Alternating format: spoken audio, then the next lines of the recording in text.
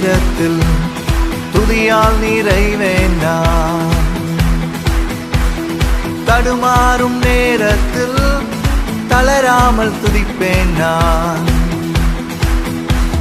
வெள்ளம் போல் சத்துரு என்னை சூழ்ந்தாலும்